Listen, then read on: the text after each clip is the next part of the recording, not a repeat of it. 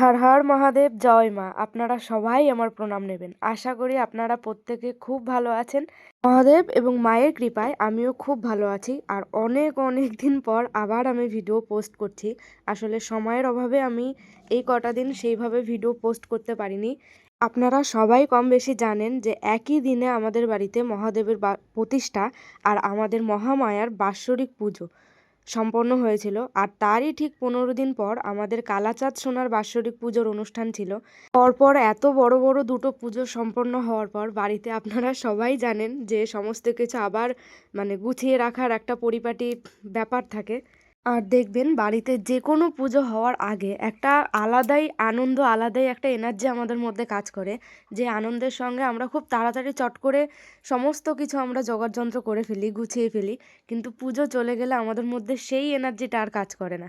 তো যাই হোক, আমার সব কিছু আবার গুছিয়ে পরিপাটি করতে একটু সময় লেগে গেছে, যে কারণে আমি ঠিকমতো ভিডিও আপলোড করতে পারছিলাম না একটু সময়ের অভাবে।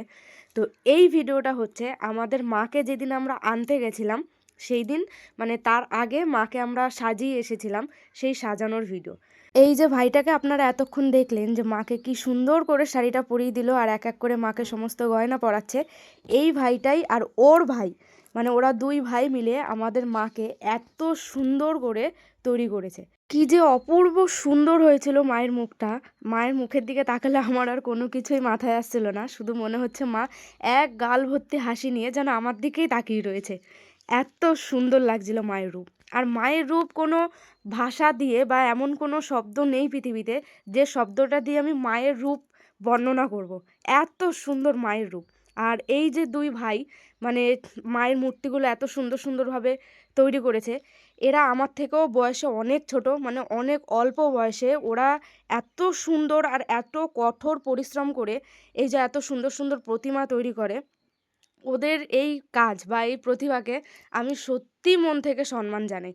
যে এত অল্প বয়সে কতটা নিখুঁত হাতের কাজ হলে এত সুন্দরভাবে স্বয়ং জগৎ জননী মায়ের রূপ এইভাবে ওরা ফুটিয়ে তুলতে পারে।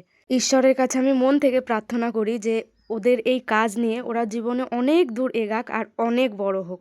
আমি যখন দণ্ডি কেটে কাশী বিশ্বনাথ যাচ্ছিলাম তখন আমার যাত্রাপথের মাঝখানেই আমি একদিন ওদেরকে ফোন করে মাকে বানানোর জন্য বায়না দিই যে ভাই, তোরা আমার মাকে এত সুন্দর করে বানাবি যে আমি এত কষ্ট করে যে কাশী বিশ্বনাথ যাচ্ছি, আমি বাড়ি এসে মায়ের মুখটা দেখার পরেই যেন আমার সমস্ত কষ্ট ভুলে যাই আমি।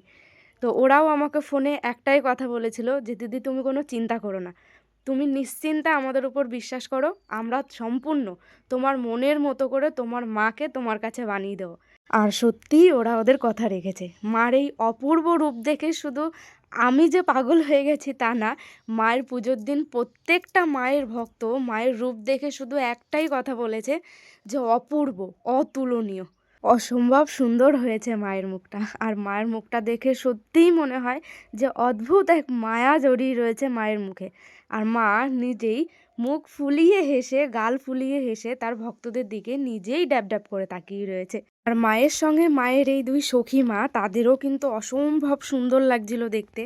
আস্তে আস্তে এক এক করে যখন প্রত্যেকটা মায়েদেরই সাজাচ্ছে এই ভাইটা, আর তখন ওদের বাড়ির আশেপাশের প্রচুর মানুষ এসে ভিড় করে ফেলেছিল। আর মাকে সবাই, মায়ের সাজসজ্জা সবাই দাঁড়িয়ে দাঁড়িয়ে দেখছিল।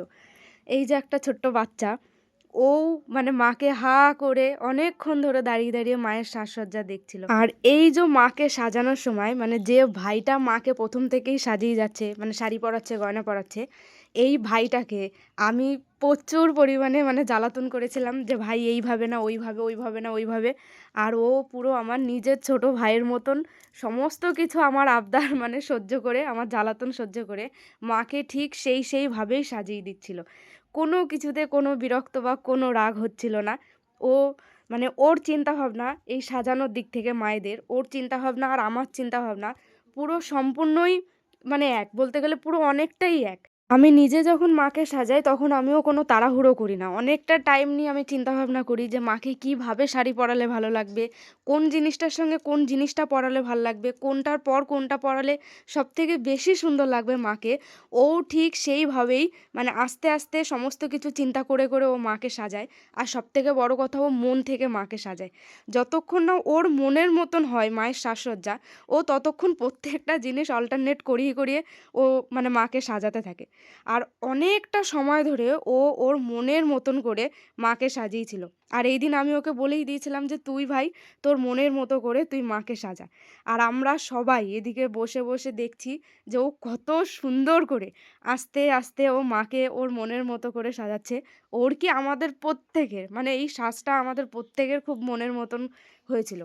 আরো একটা জিনিস আমার ভীষণ ভালো লেগেছিল ওর যে প্রত্যেকটা জিনিস করার আগে মানে মাকে প্রত্যেকটা গয়না পরানোর আগে, সমস্ত কিছু করার আগে ও আমাকে জিজ্ঞাসা করছিল বারবার যে, "দিদি দেখো এটা এরকমভাবে খুব ভালো লাগছে। এটা কি এরকমভাবে করব?" এই বিষয়টা মানে সবাই করে না। বেশিরভাগ মানুষই কোনোভাবে জোড়াতালি মেরে মানে কাজ করে। দায়সারাভাবে একটা কাজ করতে পারলেই হলো। মানে তাদের কাজের ব্যাপারটাই এরকম। কিন্তু ওর মধ্যে এরকম কোনো ব্যাপার ছিল না। ও প্রত্যেকটা জিনিস করার আগেই আমাদের কাছে জিজ্ঞাসা করছিল যে, "এই জিনিসটা কি মাকে এইভাবে ভালো লাগছে?" ওর এই বিষয়টাই আমাদের প্রত্যেকের কাছে খুব সুন্দর লেগেছিল। ৩ মায়েরই প্রত্যেকটা সাজ ভীষণ নিখুঁত আর ভীষণ পরিপাটি করে আর খুব যত্নের সঙ্গে ও সবার মনের মতো করে সাজিয়ে দিয়েছিল। মাকে সেই দুপুরবেলা থেকে সাজানো শুরু করেছিল আর আস্তে, আস্তে মানে সন্ধ্যা হয়ে গেছিল। এদিকে আমাদের বাড়ির থেকেও বারবার ফোন আসছিল যে বাড়িতে প্রচুর ভক্তবৃন্দ জমায়েত হয়ে গেছে মাকে নিতে আসবে বলে। আমরাও ওকে বলছিলাম, তাড়া দিচ্ছিলাম। কিন্তু মায়ের পরেও আমাদের আরও একজনার সাজগোজের পাল্লা। তো তিনি হচ্ছে আমাদের এই যে মহাদেব। তাকেও আস্তে, আস্তে সাজগোজ শুরু করে দিয়েছিল ও সন্ধ্যা-সন্ধ্যি। কিন্তু এই ভিডিওতে সম্পূর্ণটা দেখানো সম্ভব হচ্ছে না। এই ভিডিওতে শুধু মায়েরই সাজসজ্জা দেখালাম। আর আমার একটু ভিডিও দিতে দেরি হচ্ছে। আস্তে, আস্তে সব ভিডিও আসবে। এটা ১ম পার্ট। এর পরবর্তী পার্টে মহাদেবের সাজসজ্জা রইল।